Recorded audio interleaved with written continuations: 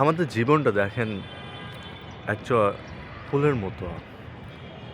নব্যবিবাহিত কোনো কাপল যেভাবে তারা রাত কাটায়, যতটা দীর্ঘ না হয়, দ্রুত হয়, ঠিক পাশেই দেখেন আরেকটি ফুলের অংশে কিন্তু কোনো ফুল নেই।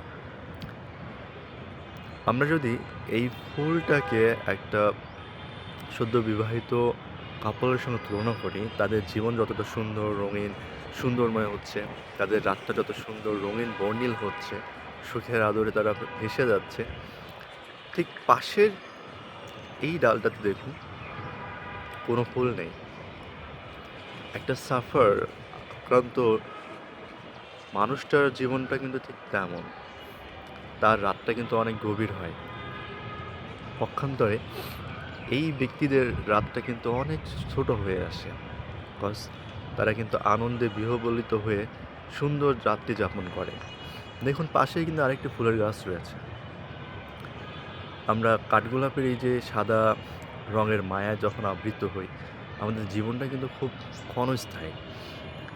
পক্ষান্তরে যে মানুষটার জীবনে তার প্রিয়জন হারিয়ে গিয়েছে, তার স্বপ্নগুলো মরে গিয়েছে, সে একা হয়ে গিয়েছে, তার দুঃখ যাপিত জীবনের এই বেদনা কান্নার সমস্ত রাতগুলো অনেক দীর্ঘ হয়, সে রাত কিন্তু পার হতে চায় না।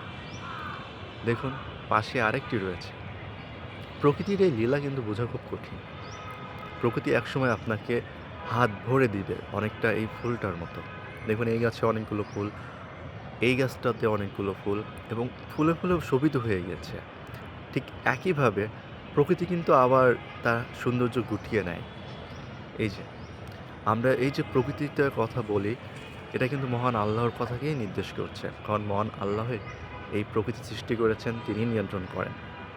আমাদের এখান থেকে বোঝা উচিত, আমাদের জীবনে এমন অনেক সময় থাকে যে সময়গুলো ঠিক এই একা একটা মানুষের মতো দুঃখ ভারাক্রান্ত দিন নিয়ে রাত পার করতে হয়, যে রাতটা অনেক গভীর হয়। প্রক্ষান্তরে দেখুন চারপাশে গাছগাছালিগুলো কতটা সুন্দর রঙিন সবুজ রয়েছে, কিন্তু এই ফুলটার দিকে দেখেন সবাই কিন্তু তার দিকে ফলো করবে। আমাদের জীবনটাও ঠিক এভাবেই কিন্তু চলে যায়। আমরা দেখতে পাই না, আমরা শুধু ফুলটাকে দেখতে পাই, কিন্তু এই ফুলটা যে ডালের উপরে অবস্থান করছে, যে মানুষগুলোর উপর অবস্থান করছে, সে মানুষগুলো কিন্তু আমরা দেখি না। ঠিক যেমন এখানে আমরা ফুল দেখতে পাচ্ছি না, শুধু ওই ডালটা দেখতে পাচ্ছি, এই মানুষটাও ঠিক তাই।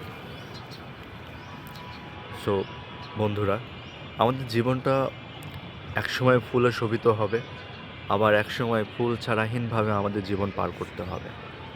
তাই সদ্য বিবাহিত কাপলদের তুলনায় আপনি এই একাকিত্ব ভারাক্রান্ত দুঃখ সংক্রান্ত মানুষের জীবনের অবস্থাটাও কিন্তু আমাদের ভাবতে হবে।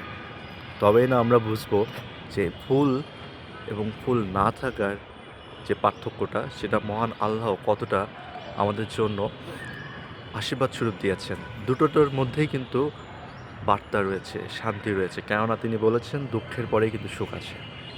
ঠিক একইভাবে প্রকৃতি ফুল ঝরে যাওয়ার পর কিন্তু আবার প্রকৃতি গাছটাকে আগের রূপে নিয়ে যায়, যেমনটা এই গাছটা আবার ফুলে শোভিত করে দেয়। সবাই ভালো থাকবেন, নিজের যত্ন নেবেন।